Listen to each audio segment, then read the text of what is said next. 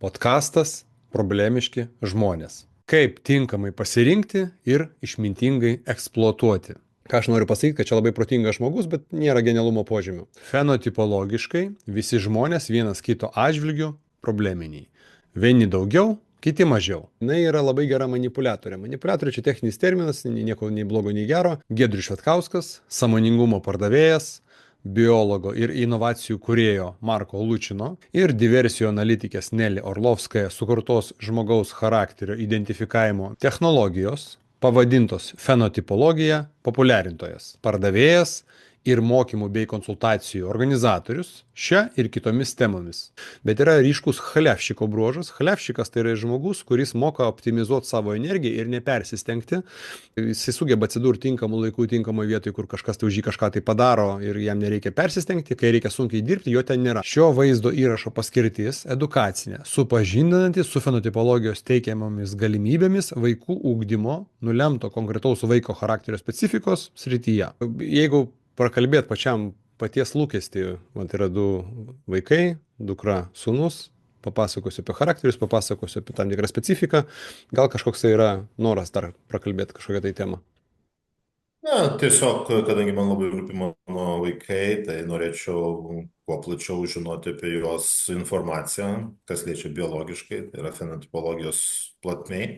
Bet to norėčiau paminėti, kad pats jau man esi 21 metais išsakęs 5 pagrindinius charakterio bruožus, kas labai tiksliai buvo pataikyta iš tavo pusės.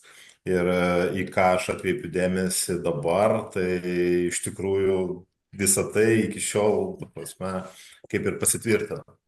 Tai yra keletas tokių, kaip pasižymėjau iš tų pastebėjimų, tai pas sūnų, kad buvo... Aš papasakosiu iš naujo. Gerai, tvarkoj. Dėkui. Tai pradėsiu nuo dukros. Dukra aktyvi, emocionali, griežta viduje, tampanti ir vis labiau griežtėjanti, nelanksti, su gerom intelektiniam savybėm, ypač loginiam savybėm. Intelektinės savybės nėra genialios, kad suprast, kas tas yra fenotipologiškai. Genijai gauna Nobelio premijas. Tai čia tokių duomenų nėra, bet gauti 2 aukštosius išsilavinimus labai lengva bus, jeigu norės. Ką aš noriu pasakyti, kad čia labai protingas žmogus, bet nėra genialumo požymių.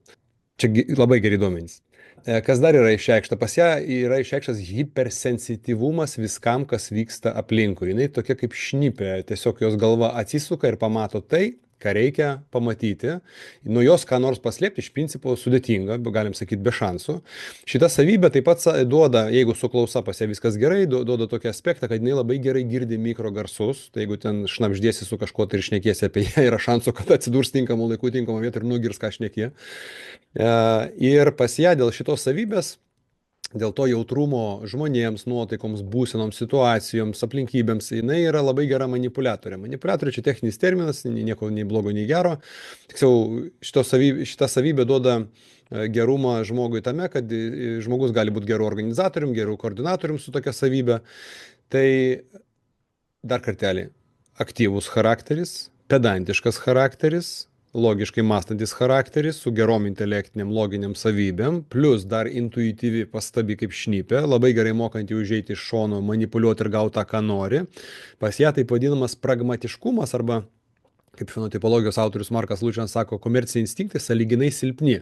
Silpni tai reiškia, kad jai pinigas nėra motyvas užsiimti pinigais. Jai esmė bus esmė veikloje, kad patiktų, o po to jau iš to galės ir daug pinigų uždirbinėti. Tik tai toks momentas, kad jai bus labai sunku save kankinti, dirbant nemėgstamą darbą.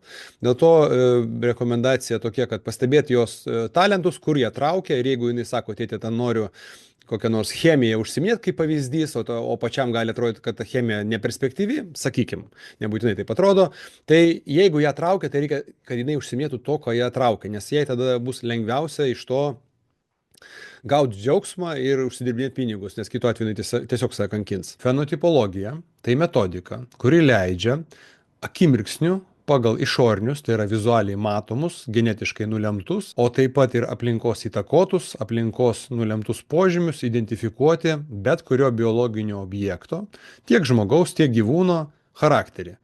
Ir žinant kaip, leidžia tinkamai pasirinkti žmonės, bei išmintingai juos eksploatuoti. Eksploatuoti tai neišnaudoti, o tinkamai panaudoti to žmogaus pozityvius mums jo charakterio resursus bei eliminuoti to žmogaus charakterio specifikos nulemtas potencialiai galimas problemas.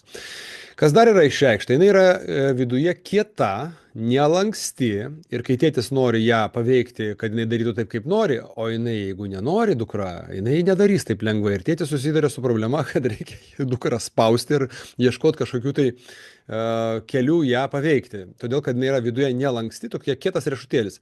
Šiaip tai, kiek jai metų dabar? Apie tarp 10, 12, 15? 12, taip. 12. Tai čia yra suaugusi moteris jauno vaiko kūne. Čia labai viduje ciniškas, suaugęs žmogus, labai gerai susigaudantis, labai gerai suvokiantis procesus, kurie vyksta gyvenime, gal tik tai patirties mažiau, bet čia yra visiškai ne vaikas, lyginant su sūnum. Ir kas dar yra išreikšta, tai atsiradė tokie požymiai, kurie vadinami dviveidiškumas. Žmogus su tokiu parametru gali vieną galvot, kitą sakyti arba kažko nedasakyti iki galo. Ir labai ryškiai matosi ciniškumo požymiai. Tai reiškia, kad žmogus tokiais parametrais mato jau nebevaikiškai, mato pasaulį labiau toks, koks jis yra, labiau purvinom spalvom, ne per rožinius akinius. Ir minusas šitos savybės yra, sakykime, jai ateityje gyvenime toksai, kad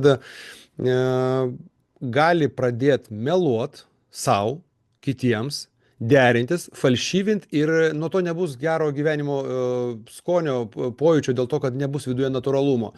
Tai ką aš rekomenduočiau, pastebėjus šitos požymius, ką aš rekomenduočiau, tai mokyti ją nuoširdumo visų pirma su pačia savim, nes kitu atveju tai bus tiesiog nelaimingas žmogus užaugęs, kuris vieną sakys į akis, kaip yra gerai, o viduje nebūtinai yra gerai.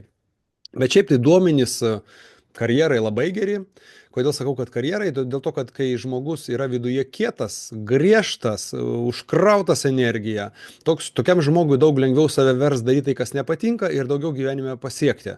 Markas labai gerai sako, kad kuo daugiau žmogus linkęs į kūniškus seksualinius malonumus ir visokius nuotykius, tai nedarbas rūpi galvoje.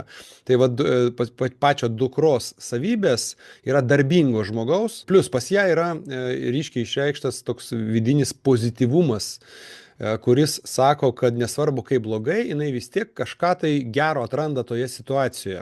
Dabar apjunkim, ciniškas, realistiškai mąstantis, jau viduje suaugęs jaunas žmogus, kuris pozityvus.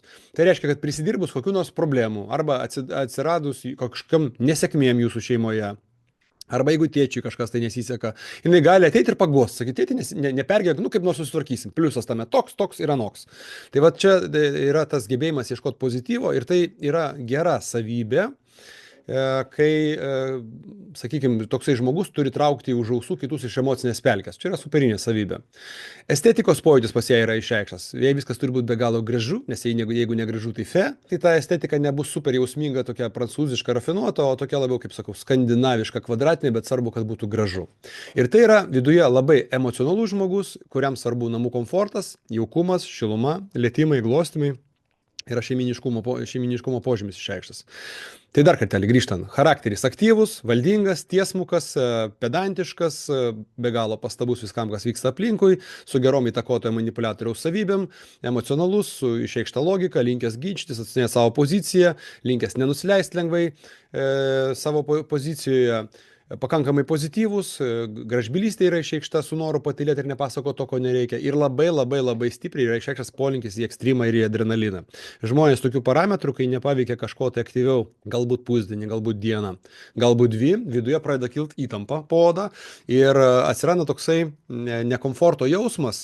Duosiu dabar analogiją, metaforą. Įsivaizduokim, kad kai yra žmogus, kuris vartoja narkotinės medžiagas, negauna laikų dozės, pradeda jausti tą vadinamą kaulų laužymą. Rusais vadina lomkės. Tai žmogus su šitą savybę tuščioj vietoj gyvenime kūrė savo problemas. Darbe mėgsta vadinti, kad aš mėgstu iššūkius, bando in projektų, kuriuos reikėjo pabaigti užvakar, bando suspėti terminus, arba atideda viską paskutinėje akimirkai. Plačiaja prasme, jinai prisikūrė savo problemų viena ar kita forma, kad būtų aktyvi. Ekstremas gali būti fizinis, jeigu charakteris galingas, bet gali būti moralinis, kaip pavyzdžiui, kova už tiesą. Ir ką reikia būtinai žinot, kad žmogus patekęs su šito požymiu į ilgalaikį nepasitenkinimą ir stresą gali pakelt prieš save ranką. Nesakau, kad bus paties atveju, jokių būdų, bet jeigu užsitęsia didžiulis stresas ir žmogus nebemato išeities, tai arba kitam nusuka sprandą, arba savo nusuka sprandą. Tai vat jeigu nedaug dievė, bus kažkokios tokios situacijos gyvenime, kur matysi, kad reikia palaikyti, tai reikia palaikyti, laikyti už rankos, ištraukinėti iš tų sudėtingų situacijų, kad kažko tai neprisigalvotų. Va, bet čia yra dar kita pusė su šituo požymiu, kad toksai žmogus gali ir kitam sprandą nusukti, nes jinai pakankamai stipri. Tai ekstreme jai reikia prisiminti, kad reikia būtinai iškrauti garą, kad stogose nevažiuotų. Vat, maždaug taip, gal yra kažkokių tai norų, pastebėjimų, pajautimų, kas atitinka, kas netitinka, jeigu netitinka, tai aš tada išplėsiu. Tai iš tikrųjų labai taikliai, gal keletas tokių vietų, kurios galbūt man dar yra nematomos arba kol kas dar pakeliui. Tai gauti tai, ką nori. Tai kol kas jinai, pasakyčiau taip, kas liečia vaikus, jinai stengiasi, bet jeigu nepavyksta tarp draugų ten jų sureguliuoti, suvaldyti, suorganizuoti, nes toks labai organizacinis žmogus, nu, stengiasi visus suburti ten, paskirsti darbus ir panašiai. Bet Aš minėjau, kad gera koordinatorė ir linkus valdyti. Nu, tai va, tas ir jo, pasireiškia. tai va, tai tas gauti tai, ką nori, nu, šiek tiek lyg ir gauna, bet lyg ir gal ir ne visada, bet manau, kad dar... Ką pats sakai, tai sakai, kad jinai labai nori valdyti, kontroliuoti, dominuoti, organizuoti, bet ne visada gaunasi. Nesigauna su tais, kurie yra stipresni. Su silpnesniais jai gaunasi. Tai analogija tokia, kad aš pasakoju apie charakterį ir jeigu charakteris yra, sakykime, tokios stiprios, geros vilkės, bet jeigu ją supa geros tigrės, nu tai be abejo, kad tigrės dominuos ir neklausys vilkės, čia jeigu taip metaforiškai šnekėt. Dabar dar, patikslinsiu šitą momentą, pas ją vystosi ir vystysis savybė, kad kai jinai mato, kad susiduria su siena, kai jinai bando priversti kitus, sąlyginai nebūtinai grubiai, bet įtakot, priversti, kad darytų taip, kaip jinai nori, jinai pradės gudrauti ir pradės manipuliuoti ir pradės rinkti tokius papildomus gerus žodinius argumentus, kad tik tai galėtų paveikti. Tai va šita savybė vystysis, jinai yra gera. Jinai yra neigiama, jeigu žmogus gyvena neigiamoje aplinkoje, būna tarp blogų draugų, tai gali šunkelis žuliko nueiti, toksai charakteris gali, bet kol kas tokių požymių nematau ir jeigu bus viskas toliau kaip dabar yra, tai pas ją toksai gudravimas išsivystys, bet nebūtinai taip vadinamas kriminalinis. Kol kas nematau tokių požymių. Bet kad jinai yra superinė manipuliatorė, tai čia vienareikšmiškai. Aš nuo pat mažens tą pastebėjau, iš tikrųjų, ją lapę vadinu ir būsimo advokatę nuo pat 3 metukų, nes labai aiškus tas, kaip sakai, manipuliavimo tas tipas, nu toks gudravimas, manipuliavimas, kaip va, gerąją tą žodžio prasme. Sakau, advokatė ir lapė, ką nuo pat... Advokatai, tu ir ne visi advokatai, bet vat, būnant su tokiom savybėm galim būti teisininkė, galim būti advokatė. Kodėl? Dėl to, kad dėl tos savybės, kur minėjau, kad pastabi kaip šnipė, žmonės su šitą savybę, jie turi gerą gebėjimą pastebėti niuansus, o tose niuansuose dar daugiau niuansų, o tose dar daugiau niuansų pastebėti ir jie moka žongliruoti tais niuansais, kai nori kažką tai kitą įtakoti. Tai tame tarpe tai gali būti ir teisiniai tam tikri aspektai, mikro kažkokie tai, kuriais galima žongliruoti. Taip pat tai gali būti, nu, jinai turi puikias vadovės savybės, lyderės savybės, jinai ramiai gyventi negalės, valdyti kitam savęs nelabai norės leisti. Dėl to žmogus tokiais parametrais tikėtina, kad realizuos save, bet aš taip darau prielaidą, čia ne 100% prognozė, gyvenime visko būna pa žmonės, bet jinai yra labiau ne verslo žmogus, o labiau tokia biurokratė, kuri labiau tokių taisyklių, procedūrų žmogus. Versle reikia labiau tokio seksualumo, žulikiškumo, nu, kaip pas broliai yra daugiau. O jinai labiau griežta, labiau struktūros, labiau procedūrų žmogus ir tokie dažniausiai realizuoja save kažkokios, pavadinkime, ne tai kad biudžetinėse įstaigose, bet labiau biurokratinėse struktūrose. Juolab, kad jinai yra struktūrinis žmogus, jai reikalingas bus aiškus planas, aiškus strategija, aiškus taktika, čia ne vienišius, čia sociumo žmogus. Pritariu vienareikšmiškai. Dar gal toksai pastebėjimas, kad nesu pastebėjęs jos, kad jinai guostų ką nors. kad rūpinasi broliu, tai vienareikšmiškai ten dar net perdėtai, sakyčiau, per daug, bet kad paguostų ten ar močiutę, ar tėtį, ar brolį, nu, vat kažkaip aš nesu pastebėjęs va tokio dalyko. Gal tai irgi ateityje. Pavyzdžiui, brolis jaunesnis, taip? Taip, broliui 9 metai. Jo, brolis, sakykime, ten nukrito, užsigavo, ten ašarėlė pasirodė ar kas, jeigu tai būna. Jis sako, ko tu pergyvenys, užgis, atsistok, eik daryk toliau. Tai va tas godimas toksai pas ją nėra empatiškas, tai dėl to, kad aš sakiau, kad jinai yra labiau ciniška, labiau realistiškai matanti pasaulį. Bet atrast pozityvą, negatyvę, nu arba pati ten gauna ten prastesnį pažymį, sako, tėti, nepergyvenk, net tam esmė, arba ten išsitaisysiu ir panašiai. Tai vad, radimas negatyvę, pozityvo, čia šita savybė yra. O kad pas ją tokių savybių, kad jinai donorė būtų, kuri ten labai nori kitais rūpintis, ne, čia daugiau vampyras. Vampyras tai fenotipologinis terminas, kuris nori gauti savo, pasiimti savo daugiau, kad pasaulis daugiau ją pasirūpintų. Čia nėra labai ryškių donoro savybių. Supratau, tai čia prie to pačio, aš kaip suprantu, ir traukti kitus iš moralinės duobės, ne? Tai čia irgi apie tą patį. Pavyzdžiui, jinai bus kokio nors skyriaus vadovė arba direktorė. Ir mato, kad ten yra kažkokia tai problema ekonomikoje, tai atsiliepia darbui kolegų. Ateina ir sako, ko jūs čia parinatės dabar, greitai imam, darom, mesgi esam stiprus. Tai ir taip gali pasireikšti. Taip, supratau, man tai asmeniškai labai pačiam arti. Tai va, tai daugiau kaip Dar, ką dar ją mokyti, tai dar kartelį, reikia, kad jinai savęs neapgaudinėtų, nes jinai turi tokį išvystytą išgyvenamumo bruožą, įpratusi derintis, kad gautų tą, ką nori ir nebūtinai tas jai patinka. Dėl to atsiradęs tas yra vidinis toksai falšyvumas, nenuoširdumas.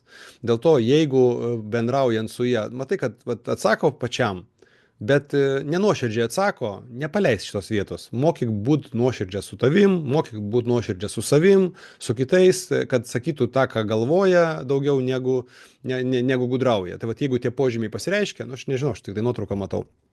Tai jeigu tie požymiai pasireiškia, tai siūlau tą dalyką daryti, kad žmogus būtų labiau harmoningas su savim, nes kai žmogus gyvena kai yra takoskira, kai yra dvipusis gyvenimas, kai vieniems viena rodau savo gerą pusę, o viduje vis tiek nelaiminga, tai nieko iš to gero pačiam žmogui nėra. Taip, pritariu, tą labai pastebiu ir vis laikas stengiuosi pasakyk man, ką tu iš tikrųjų jauti. Arba pasakyk normalų atsakymą, tai jinai vis laik nuvilnyja, nežinau. Tai va, aš apie tai ir pasakau tau dabar ką tik. Taip, pritariu vienareikšmiškai. Nu, daugiau kaip ir pastebėjimų nėra, labai taikliai visa informacija. Gerai, sūnus. Charakteris irgi aktyvus, galingas, galingesnis už sesę, tai reiškia, kad jeigu jis nenori pasitraukti iš savo pozicijos, nepasitrauks. Intelektinės savybės pas jį genetinės stiprios, bet yra labai stiprus talentingo tinginio požymiai. Tai reiškia, kad jisai tikėtina, kad nepersistengia dėdamas pastangų, dėti pastangų mokytis. Klausimas, o aš nežinau, kaip jisai mokosi. Gerai mokosi ar šiaip sau? Taip, čia mamos dėka iš tikrųjų mokosi labai gerai vaikas, kaip ir sesuo. Abudu labai gerai. O pats iš savęs? Pats iš savęs, ką aš pastebiu, tai yra labai gabus žmogus, labai daug knygų skaito, bet čia daugiau yra mamos indėlis, klausimas, ar skaitytų ir darytų, jeigu nuo pat mažens nebūtų to pripratinta, sakykime taip. Kai ruošiasi pamokoms, kokiams nors kontroliniams, daug pastangų deda ar ne?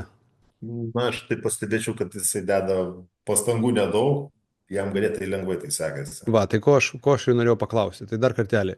Genetinės, intelektinės, loginės savybės pasistiprios, bet yra ryškus chlevščiko bruožas. Chlevščikas tai yra žmogus, kuris moka optimizuoti savo energiją ir nepersistengti. Tai jisai sugeba atsidurti tinkamų laikų, tinkamoje vietoje, kur kažkas tai už jį kažką tai padaro ir jam nereikia persistengti. Kai reikia sunkiai dirbti, jo ten nėra. Nebent šalia yra mama, kuri pagauna ir priverčia. Tada nebėra kur bėgti. Ir yra talentingo tinginio požymiai, kurie sako, kad žmogus nelinkęs persistengti. Vat pas dukrą aš tos taip stipriai nematau, o pas sūnų tai yra. Dėl to, jeigu jis yra verčiamas mokytis, tai yra labai, labai gera disciplina, dėl to, kad jį reikia versti mokytis, nes kitu atveju gausis, kad, ai, truputėlį pasimokiau, ai, truputėlį čia nugirdau, praslydau, nu ir gavau gerą pažymį ir nepersistengiu. Ir kai žmonės su šita kombinacija, kai geros intelektinės savybės ir nepersistengiantis, taip vadinami talentingi tinginiai, čia Marko Lučino terminas, tai žmonės su šito parametru įpranta mažiau pasiekti gyvenime dėl to, kad neatsiranda viduje raumuo stengtis ir daryti daugiau. Dėl to, jeigu matai ar mama mato, kad tingi, reikia būtinai versti, kol sugebat, nes jisai stiprus ir geba priešintis, kai nenori. Taip pat nelankstus, įpirštam įpiršimo būdu, ką nors be šansų, ekstremalas, plus jisai dar yra ir provokatorius, mėgs konfliktus, mėgs intrigas, mėgs duot impulsą ir žiūrėti, o kaip kiti sureaguos. Tai nepagydomas požymis, šitą reikia išnaudoti reikia tenai, kur reikalingos provokacijos. Komerciniai instinktai pas jį kažkiek stipresni negu pas sesę, bet irgi nėra per stipriausi, bet jis bendrai paėmus labiau toks pragmatiškas, labiau mėgstantis apčiuopiamą rezultatą negu sesė labiau ideologinė. Ekstrymas yra išreikštas, tai reiškia, kad adrenalino streso jam reikės. Dviveidiškumas taip pat yra išreikštas, vieną gali galvot, kitą sakyt arba kažko nepasakyt. Gražbylystė labai ryškiai yra išreikšta ir noro patylėti didžiulio labai ryškiai nėra išreikšta. Tai reiškia, kad jam patinka labiau pliurpti, atidavinėti savo informaciją iš savęs, negu tylėti, bet čia nebūtinai su tėvais. Čia greičiau, čia bus toje aplinkoje, kurioje jis pasitikė, pavyzdžiui, su draugais. Jeigu jis jau yra apdegęs kažkur tai tada atsiranda gebėjimas nutilėti, bet šiaip čia labiau komunikatorius negu tylėtojas. Principingas, didybės manija vystosi, tai reiškia, aš geresnis, aš kietesnis kažko tai už kitus. Ką reikia su to didybės manija daryti, čia šiaip tai geras požymis, kuris leidžia žmogui pasiekti daugiau gyvenime, negu jisai dabar turi. Svarbiausia, kad iš kitų nesityčiotų ir iš kitų nežemintų. Ir svarbiausia, kad realiai pasiektų, nes didybės manija niekur nedingsta, žmogus jaučiasi kietesnis, bet jeigu realybėje nėra kuo būti kietesniu, tai tada gaunasi psichologinis disonansas.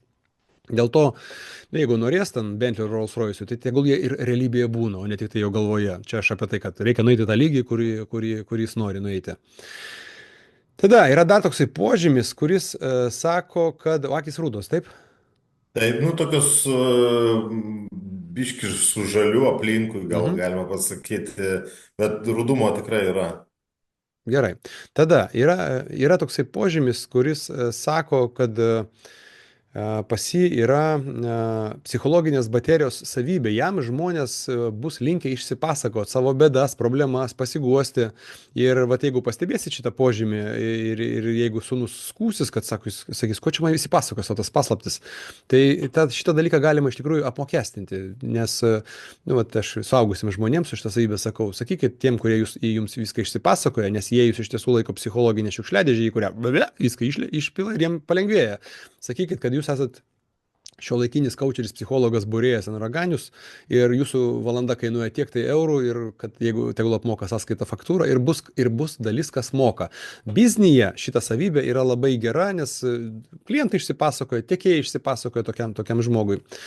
Kas dar yra išreikšta pas sūnų, tai autoritetas labai ryškiai užreikšmintas. Jam be galo svarbu, kad jį pripažintų, gerbtų, vertintų.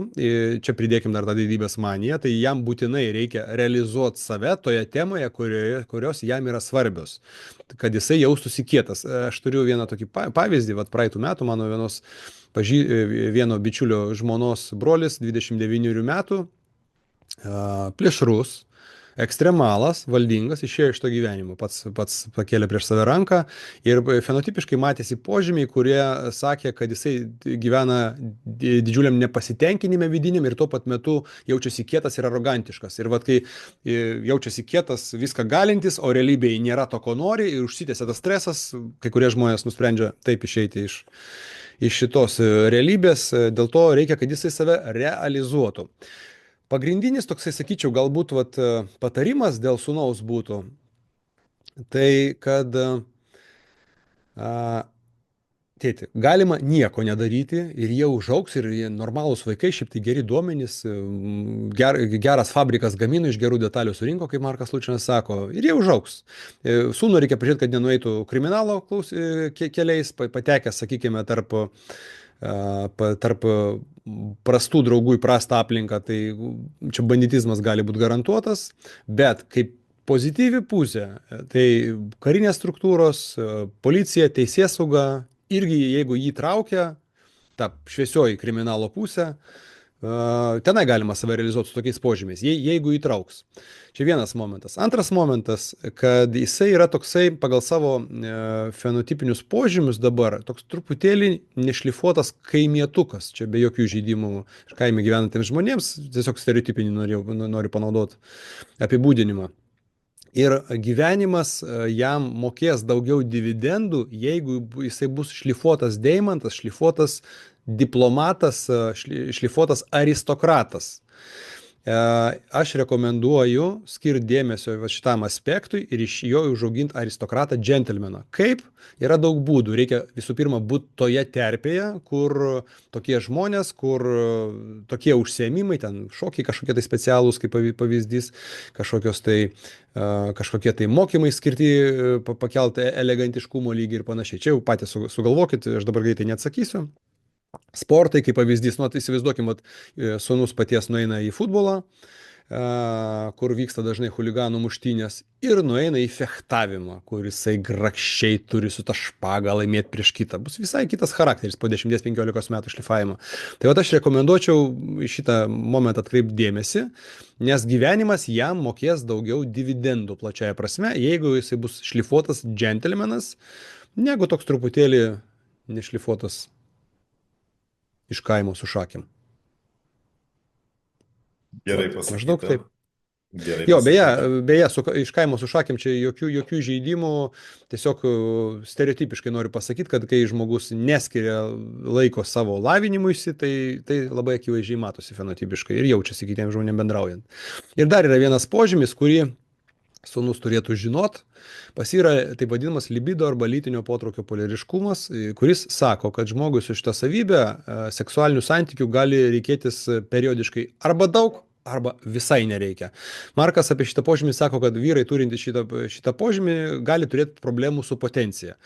Nereiškia, kad turės, bet gali pasireikšti tam tikri momentai, juokaudamas sakau, nuo mėnulio fazės. Ir vat, kiek aš esu susidūręs su šitą savybę pas kitus vyrus, tai jie sako, jo būna arba reikia, arba jeigu nenuotaika, ten nėra su ko, 100 metų galiu, bet to organizmas nejaučia jokio streso. Tai jam reikia apie tai žinoti, kad jeigu bus, kaip tai gali pasireikšti, vienam bičiuliui sakau, pas tai lytinio potraukio poliariškumas, jis sako, ką daryti, sutinku su mergina nauja, metas tam, aš nenoriu. Tai vat jis turi suprasti, kad jam tai yra, jeigu tai pasireikš, nes būna pas vyrus, kurie labai daug sportuoja, daug testosterono, jie pastovi daug nori ir nepasireiškia tas požymis, arba retai pasireiškia. Tai reikia žinoti, kad jisai turi tokią savybę. Supratau, labai dėkingas. Ką norėčiau dėl kaimietiškumo biškai pasakyti, kadangi dabar vaikai gyvena su buvusia žmona, su jų mama, tai iš esmės ten yra vienos vertybės, pas mane yra kitos. Ir iš tikrųjų labai tas toksai, kaip sakai, riteriškumas, džentelmeniškumas pas mane, kol gyvenome kartu, buvo labai ugdoma. Padėkoti, tvarkingai elgtis prie stalo ir visa kita, kai atvažiuoja, tai pirmą dieną nie jokių taisyklių prie stalo nėra. Po antrą dieną jau vėl taisyklės grįžta, tai iš tikrųjų taip įtakoja ir aplinka, ir aš puikiai pritariu, tam pastebėjimui dėl džentelmeniškumo, nes jam tikrai to reikia. Kas liečia,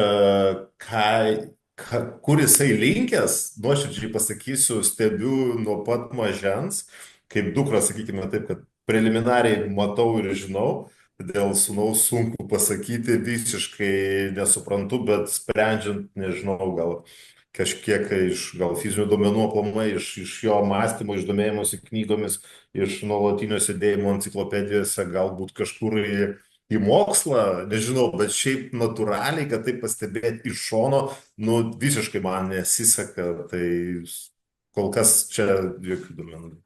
Jo, tai aš per šitą mūsų susitikimą neatsakysiu dėl profesijų, jeigu įdomu, visada galima pasikonsultuoti su Marku Lučinu, jisai labai gerai išlukštena, sudėlioja strategijas. Aš galiu kai ką, bet jisai daug geriau padaro, tai tegul jisai daro, jeigu bus kada įdomu, iš tikrųjų labai gerai sudėlioja. Dar ekstremas yra irgi išreikštas, kaip pas sesę, tai jam būtinai reikia fiziškai, sportiškai išsikrauti, būtinai. Čia kaip, nes jeigu jisai, nu, kaip gali pasireikšti, kai, pavyzdžiui, vaikas neišsikrauna vakare ir per daug energijos, po to užmigti normaliai negali, ten antrą, trečią nakties eina mėgoti, kaip pavyzdys. Dėl to reikia būtinai reguliaraus fizinio krūvio, kad jisai išsikraudinėtų. Juolab, kad pas jį yra daug jėgos, jis tą jėgą irgi norės kažkur tai panaudoti.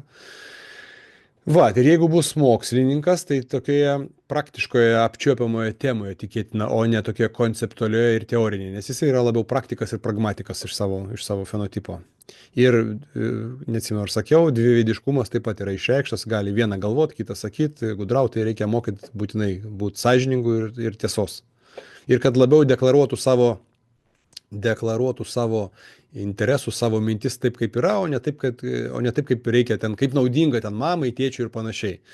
Dėl to, kad šitas požymis dažnai atsiranda ir tada, kai vaikai pradeda,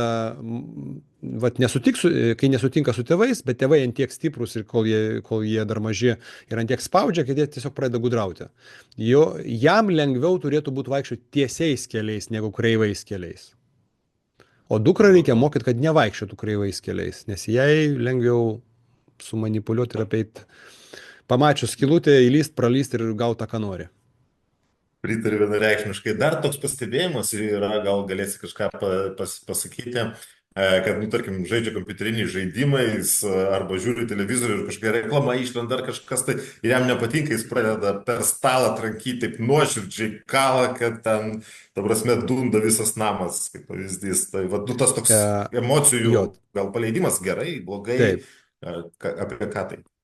Tai jisai, apjunkim dabar, jis yra emocionalus viduje, plėšrus, tai reiškia, kai emocijos užverda, įsijungia plėšrūniškos reakcijos, noras atakuoti, galingas, tai reiškia daug galios, tą galę kažkur reikia padėti, ir nervai pas jį ne per stipriausi, jisai periodiškai supsichuoja, kai išveda kažkas tai iš vėžių.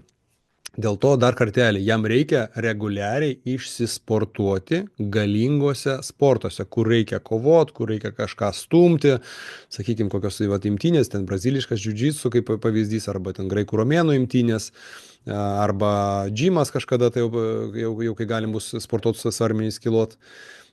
Todėl, kad jam reikia kažkur tą energijos perteklių padėti. Dabar jisai, jeigu neišsisportuoja, žiūri televizorių, žiūri kompiuterį, ir energijos tai per daug, o sėdi fiziškai nieko nedaro, tai ta energija per tokius duomenys charakterių išlenda. Jam būtinai reikia išsisportuoti. Būtinai. Šiaip abiem vaikam. Supratau. Jeigu nėra galimybės išsisportuoti, tai tiesiog eikit pasivaikščioti 10 km į vieną pusę, 10 atgal. Kad būtų toks ekstremas, kad pavargtų. Puikiai, puikiai, taip iš tikrųjų panaudoju tavo patarimus, kurie anksčiau, sakai, 21 metais buvai pasakęs apie vaikus, tai iš tikrųjų tuo metu labai daug sportavo, bet paskutiniais metais biškinoja tokius meninius būrelius dėl aplinkybių galbūt, bet šiaip tai taip. Meniniai gerai, tap džentelmenų, meniniai gerai, bet reikia turi būtinai fizinio krūvio, fizinio sporto, nes čia tokia užkrauta gera baterija, jeigu negauna iškrovos, tai kur tai padėti po to? Jo, tik tai kažkaip sunkiai sekasi man jį pargražinti tą jėgos sportą, nes ir futbolą, ir po to parkūrą lankė. Tai iš tikrųjų labai labai stipriai išsikraudavo, būdavo vienas raumuo vaikščiantis ten tiesiog.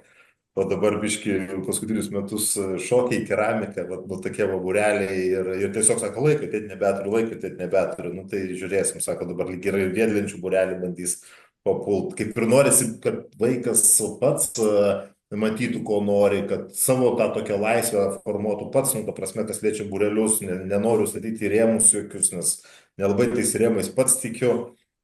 Tai va, bet šiaip tai, nu, stengiuosi irgi įtraukti į sportą. Dar norėčiau paklausti dėl dukros. Kažkaip paskutiniu metu pastebėjau, nu, ne tai, kad pastebėjau, bet pati pradėjau sakyti, kad, nu, va, tipo galvas skauda, važiuosiu į gimtadienį, sako, nežinau, kodėl nervinuosi, nu, sakau, tai gal kontroliuoti nori visus, galbūt nerimauji, kad ten kažkas nepavyks ir visą kitą, nors gimtadienis net ne jos, o galva skauda. Gal čia kažkokį pastebėjimą galėtum pat. A, Visų pirma, aš nespecialistas atsakyti į šitą klausimą. Iš nuotraukos reikia gyvai pasižiūrėti, tada tiesiog būna jaučiasi, kad žmogus yra sensityvesnis, bet fenotipiniai požymiai sako, kad jinai yra emocionali. Tai kai jinai nerimauja, tai emocijos labai užverda, čia vienas momentas. Antras momentas, kad jinai yra griežta ir kontroliuojanti, tai galbūt užspaudžia kažką savyje, nori sukontroliuoti, o tuo metu emocijos net laiko. Ir gal tai pasireiškia nerimas, žinok, net neatsakysiu. Tai, Supratau, kad supratau. jinai yra griežta, valdinga, bet viduje jautri. Tai jeigu kažkas tai kelia stresą, tai ir pasireiškia tai. Aš atsakysiu gal iš kitos pusės. Nes dėl nerimo, dėl visokių va, tokių niuansų, tai gali būti vienų gyvenimo periodų tai pasireiškia, priklausomai nuo aplinkybių, kitų nepasireiškia. Dėl to, va, žiūrėdamas nuotraukas, kažkaip neatsakysiu ir nebandysiu interpretuoti. Vat, o yra tokia koncepcija, vat, metodikai, kurią aš jau užsiminėjau daug metų, pats vadinasi ritmologija. Yra tokia koncepcija, kad vaikas kiekvienas turi dvi atramas - tėvą ir mamą. Ir jeigu jisai jų neturi, o neturi arba žuvęs, nėra miręs tėvas ar mama, arba jeigu emociškai nėra vieno žmogaus, net jis gali būti šalia, bet jo nėra, ten nėra santykių, nėra ryšio, tai žmogus lemiamų momentų, kai sudėtingų kažkokių tai momentų būna, kad išsigąsta ir taip vadinama nukrenta į sąmonės bedugnę. Dėl to rekomendacija tėvams savo vaikams visada būti atramoms, kol jūs esat gyvi. Tai jeigu matai, kad jinai nerimauja, apart patarimų, kaip susitvarkyti su savim, tiesiog pabūt su ją, apsikabinti ją, būt jai atrama. Kokiu būdu tai išreikščiau fiziškai, nežinau, bet būt jai atrama, kol esi gyvas, būt kiekvienam savo vaiko atrama. Kaip ir mamai tą patį reikėtų daryti, todėl kad tada vaikų psichika bus stabilesnė. Pritariu, vienareikšmiškai tą naudoju nuo pat mažens, apsikabinimai, prisiglaudimai, ta prasme, kad jaustųsi saugus vaikai ir kad žinotų, kad uostas visą Va, laiką yra atviras. Tai atėjo šitas, mintis.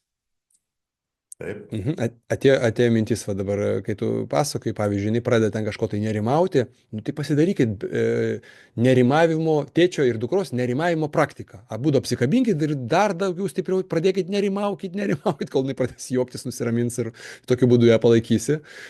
Sustiprinti nerimą per juoko formą, kad nusiramintų ir tada savo ramiai galės važiuoti tą gimtadienį ar kur jinai ten nusprendusi. puiku, panaudosiu iš tikrųjų labai Aš gerą tiesiog, praktiką, manau. tiesiog turiu vat, savo patirtį tokią, mano jaunesnysis sūnus turi panišką mirties baimę, jau nu, gal 5 metų ar 6 metų, dabar jau rudenį bus 14 ir jisai pastovi atlėkia, tėti, bijau mirti. Ir su įvairiais specialistais padirbėjom, bet vat, kažkiek tai naudos davė, bet tiesiog paniška baimė vakare prieš miegą dažnai būna įsijungia. Nu tai mes diskutuojam tą temą, apsikabinam ir po to pabandom pabijotos mirties, žodžiu, pasijuokiam ir kažkaip tai būna pas mane užmiega, po to nueina pas save ir esmė būt šalia, būt kartu. Tiesiog. Ta, ką gali geriausiai padaryti. Ir plus, aišku, specialistai, kurie tojose temose specializuojasi. Pritariu, Giedriau, pritariu. Tai va. Tai va, labai Tai ką? išsamei, labai tiksliai, išsamei ir aiškiai. Dėkoju be galo. Tai ačiū ir kad augtų šaunų žmonės. Jei norite nemokamos kito asmens charakterio analizės ir jei esate linkę filmuotis, kviečiu parašyti man giedrius.svetkauskas@vivapersona.lt. Iki susitikimų fenotipologijos seminaruose ir konsultacijose.